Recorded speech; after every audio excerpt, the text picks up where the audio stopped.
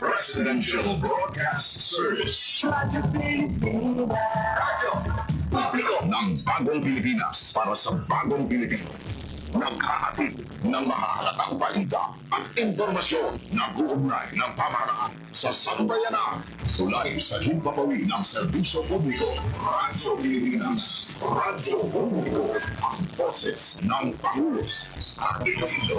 Radyo Pilipinas 585. Oras sa Radyo Pilipinas, alas 8:33 sa aga.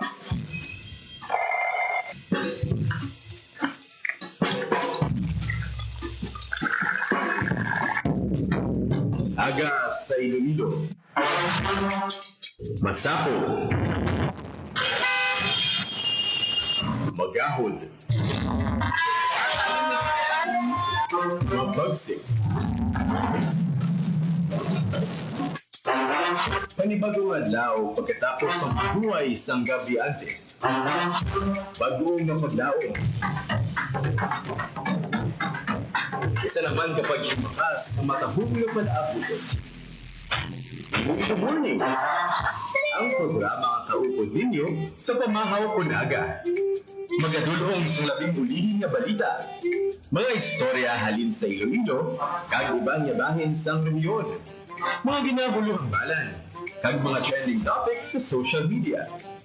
Ululupod natin at ubangon ang maayong nga aga. Magpamati na sa Iloilo Morning! Diri sa 585 kHz sa AM band sa inyong mga radyo. Radyo Pilipinas Iloilo, the only government radio station in Western Visayas.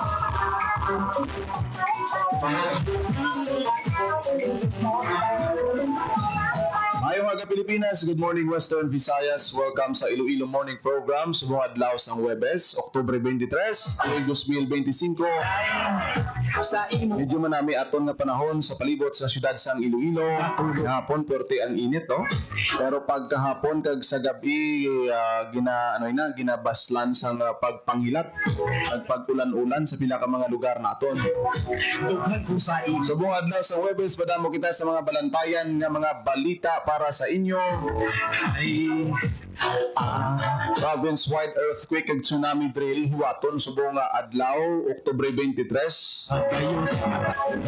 Anan nga mga LGUs kung hindi ta magsala, gina-encourage kids ang Office of the Civil Defense kag RDRRMC Region 6 nga magbuilog sa sining drill.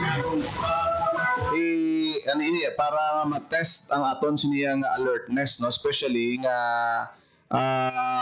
sang nagliligad ng mga sinimana bisan hasta subong gani may mga linog na nabatsyagan sa bilog nga pungsod titama kabaskog halin sa Cebu, may nagkadto sa Davao, sa diin pangabahin sang pungsod Pilipinas. Actually kagabi sa Miagao miyara magnitude 2.2 santo sa datos sang FIVOX. Cooperate gid kamo sa aton sining mga kauturan kay importante ini nga ma-enhance mapasanyog ang aton nga pagpanghanda sa earthquake kag tsunami drill. Bagyo ya daw common na kita balaan na naton kung paano mag-respond. Although nga sa nagligad nga tinion sa may syudad sang Rojas daw wala gawa makapreparar bisan ang LGU sa sining golpe nga kabaskugon sang pagbubo sa ulan. Ang hangin mahinay, hindi kalabot rin signal ni Ramil, pero ang iyas niyang rain volume amo gidya ang wala mapreparahan kag ang pag-evacuate sa aton sining mga kauturan iban dito sa Capiz daw naalang-alang na sila kay wala sila nag-expectar nga mo to kadalom ang dala nga ulan sang bagyong Ramil bisan nga ang ruta ni Ramil dito sa may area sang Luzon nagagi. Hindi kagid kasalig subong sang rain volume mga batsekanta kay na-announce na sang Pag-asa nga later parts ng 2025 o kung last quarter ng 2025 posible nga ma-experiensya naton ang La Nina. May La Nina kita, may mga bagyo nga nagapasulod pa tapos at Disyembre so sa forecast ng Pag-asa may ara pagkikita sa ginahandaan nga linog na simple dapat nga mangin kita mangin parts ng sistema ta ang maghanda sini adlaw-adlaw sa tanan nga tion kay hindi tayo mapaktan, wala sang projection, wala sang gadget na makapakot kung saan ma-experience ng earthquake masiling gabi sa mo ni October mo sini Si Tutok Gatulo ang lawa. o sa sunod ng mga inadlaw may earthquake na matabo hindi mapatod kung saan o ang exact time. Inday. Amoy na ang katuyuan sa sinigidril nga ano kita mapa-alerto kag mapabaskog ang aton nga pagpanghanda. Sa tiyak nga bahin ginunsar na ang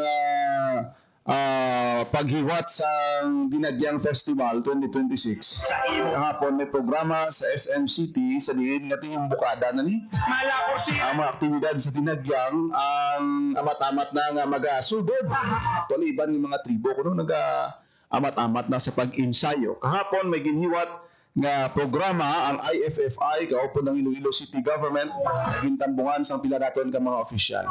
Pabati ta karon ang ang speech ni Mayor Raisa Chanyas sa siniiya nga kahiwatan. Pero bago ina kuhaon ta ang balita ni Hope Turchante, Handa Pilipinas. May kaang tanan na ini sa gyapon sa mga programa sa DOST sa disaster preparedness, emergency response. Dati amo ni karon ang tutok gid sa aton siniya nga mga government agencies para sa aton siniya nga seguridad nga abala dito. Kag sino ang maga-participate sa sining aktibidad. Hibalon ta sa detalye sa balita ni Hope Turchante. Good morning, Hope. Good morning, Jen.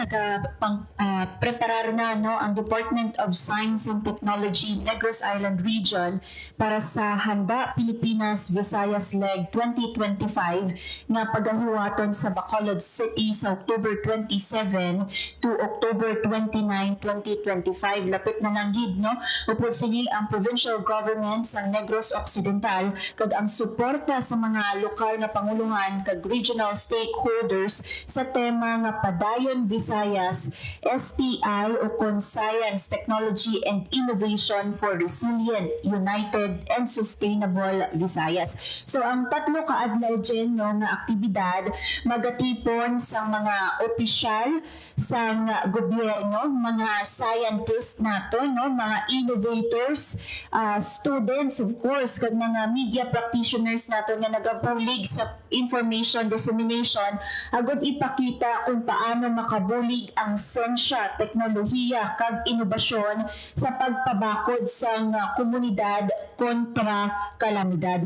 Dugay na ini nga kampanya actually dyan sa Department of Science and Technology ang integration sa STI o kon Science, Technology and Innovation sa disaster risk reduction and management. Yes, nakita natin sa screen si Engineer Rowan Hilonga, ang Regional Director sa Department of Science and Technology Western Visayas and also the concurrent director sa Negros Island Region. Nagapang agda sa mga pumuluyo to join para sa Handa Pilipinas Visayas Leg. Last na ini Jen for the year 2025 sa DOST kagiwaton ina sa Negros Occidental.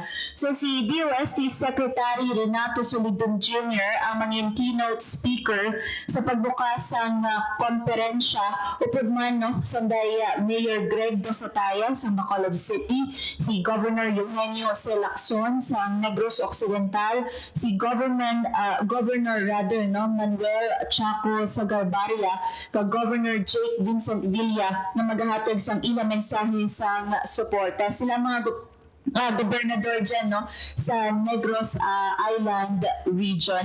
Actually, si Secretary Renato Solidum dyan, as much as possible, tanan yung mga aktibidad diri sa DOST. Why is he absent, no? Always present si Secretary Renato Solidum. Even diri sa RSTW sa Rojas City, nagtambong man siya sa AI Festival sa Iloilo City, nagtambong man si Secretary Renato Solidum.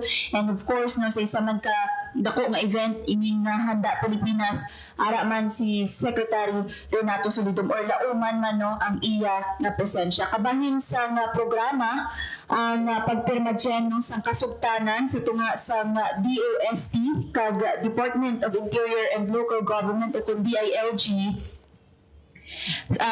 and also no ang turnover sa Handa Pilipinas Guidebook kag exhibit modules ug ang launching sa Project Signal nga nagatuyo nga mapaayo ang kahandaan sa mga komunidad sa panahon sa kalamidad.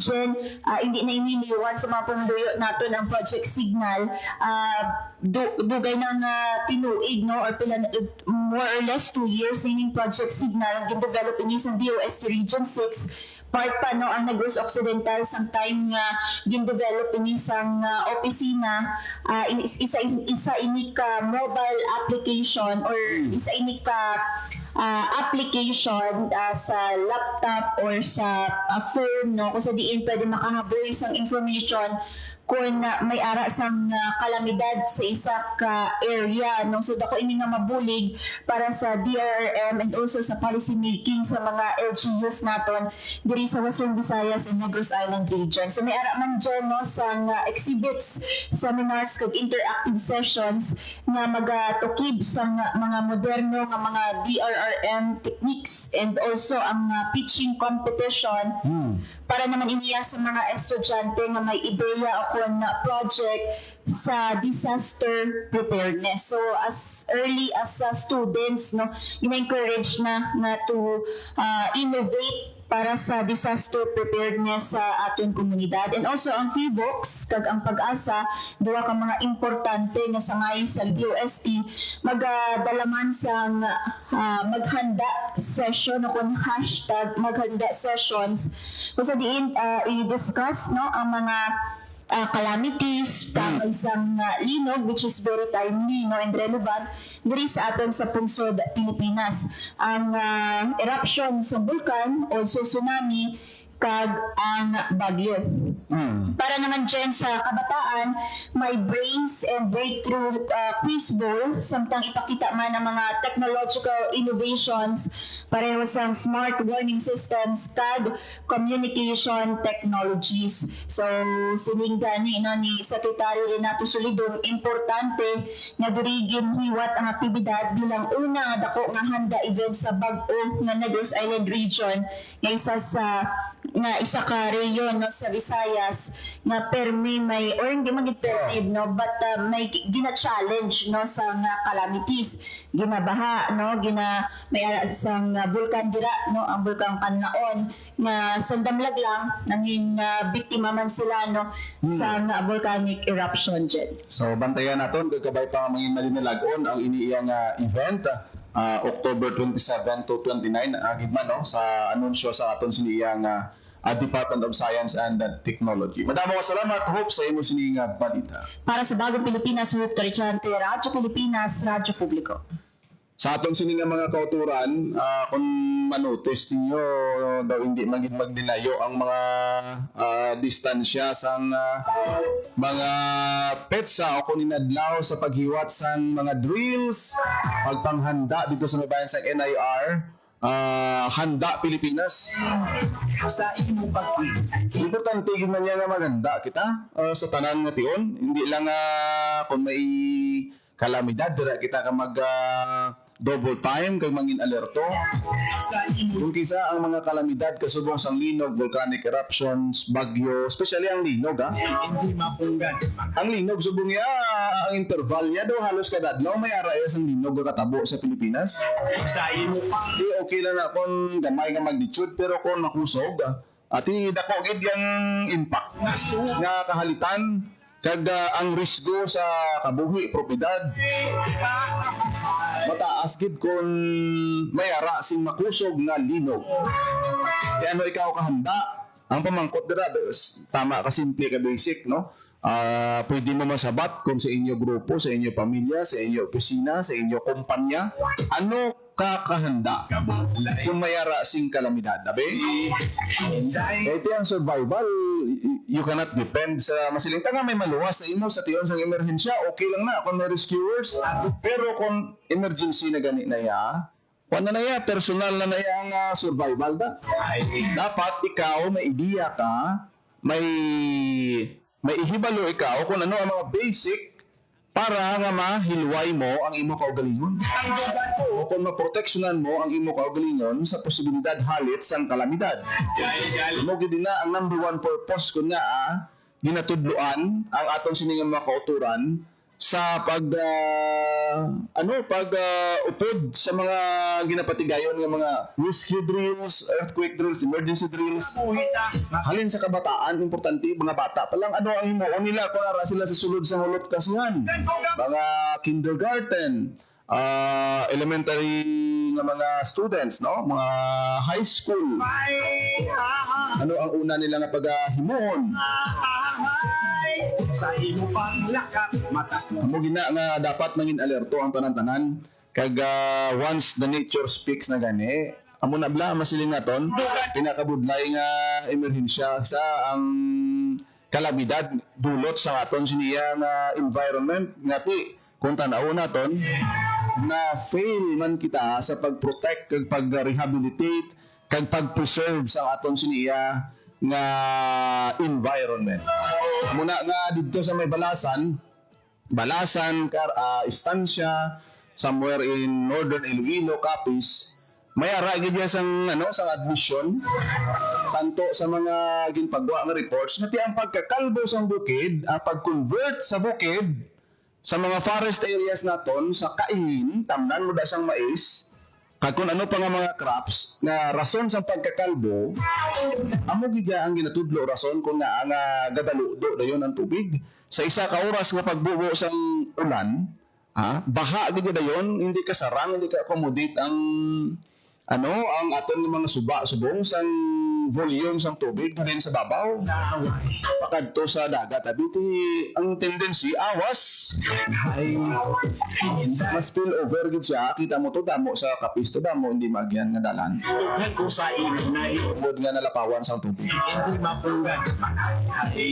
so importante alerto gid kita sa tanan ipalayag naton lang ang nangin speech ni Iloilo City Mayor Raisa Treñas sa ginhiwat nga launching sang Dinagyang Festival 2026. Iti lapit na lang gid ang Dinagyang Festival ta. Kahapon may patilaw nga performance ang pinaka mga tribo nga magapasundayag kag actually ginhingadla na kahapon ang mga tribo nga magapasundayag sa Dinagyang Festival 2026 ti damo na gid sang mga bisita naton ang gusto nga magpadulong diri sa Iloilo. Actually Oktubre pa lang subong. Iba na nga mga turista sa luwas ng pungsod kag mga Pinoy ta, nagabot na sila sa mga tickets, mastihan, gapamangkot kung may available pa nga ticket na pwede sila makatanaw sa Dinagyang kay ito isa niya ka masiling na nga world class event kag ginatanaw, ginabisitahan gid sa madamo naton nga mga turista. Pamatian naton ang nanging speech ni Mayor Raisa Treñas sa ginhiwat kahapon nga launching sang Dinagyang Festival 2026. Nelson Cepeda and representative from SM City, Iloilo, Mark Trinidad. Kag sa tanan nga mga pinalangga ko nga mga Ilonggo, aton nga mga warriors, drummers, mga estudyante, mga maestra, kag sa tanan nga ari diri subong maayong gabi gid sa inyo nga tanan. This evening is a delightful occasion as we gather for this grand launching of our Ilo-Ilo Dinagyang Festival 2026 here at SM City, Iloilo. This is also the start of our countdown with a series of special events leading to the main highlights on the 4th week of January. Over the weekend, we made history with the first ever national launching of Ilo-Ilo Dinagyang at the Mall of Asia in Metro Manila. The first ever and under the management of Ilo-Ilo Festivals Foundation Incorporated. These milestones are very special to me because Dinagyang 2026 will be my first Dinagyang as mayor of Iloilo City. Through the years, the Dinagyang Festivals has been a source of pride and inspiration for all us Ilonggos. It reminds us why we have every reason to be proud of who we are and our vibrant culture. Earlier this month, Dinagyang was honored the Best Cultural Festival for 2024 at the Atok Pearl Awards 2025.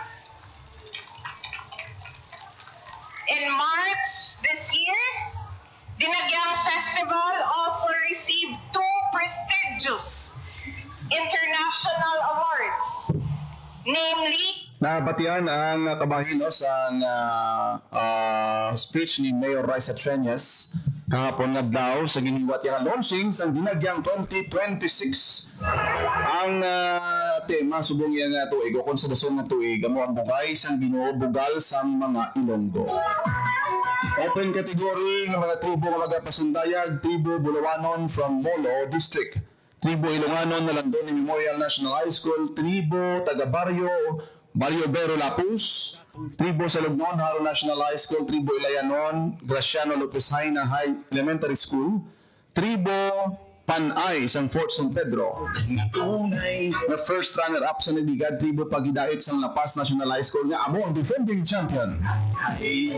Kagiban pa nga mga barangay contingents nga magapasakop sa sadsad sa Calle Real, tribo Parianon, tribo Irong-Irong, tribo Anipay, tribo Familia Sagasa, tribo Mulabe, kag tribo Panaad. Amo na sila ang mga tribo nga magapasundayag sa Dinagyang Festival 2026. Official nga announcement from Iloilo Festivals Foundation Incorporated. Isubong ko lang na practice din sila, mga drummers nila, performers, warriors, amat-amat na din sila sa pagpulaw-pulaw kag pag-practice para nga mapasiguro nga maka-deliver sila sa manami nga performance sa maabot nga bulan sang Enero tuig 2026. Kada siglang no, dosang sa ulang to Dinagyang 2025, dugay-dugay, Enero na. Bantayin nyo na. Malabo sila na ang dugan ko. May pang mangin successful gid ang mga events sa Dinagyang Festival. Of course, hindi na mangin successful kung wala suporta sa pumunuyo, wala sang kooperasyon, sa kampanya sa seguridad.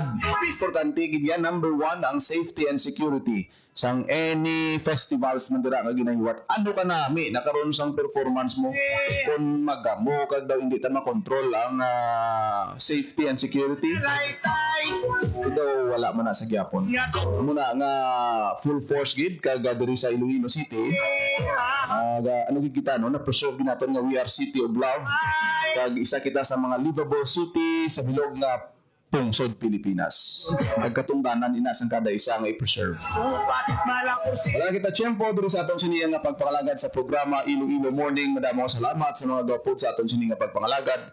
Sir Salvador Biheran, Sir Sherwin Marcoia, Sir Magdaleno Fajardo, sa iban pa nga mga nagapanaw sa atong FB Live. Salamat gid sa inyo. Kung nagid lamang inyo alagad, Ginelle Baclay. Mayong aga Pilipinas. God bless Iloilo. Radyo Pilipinas.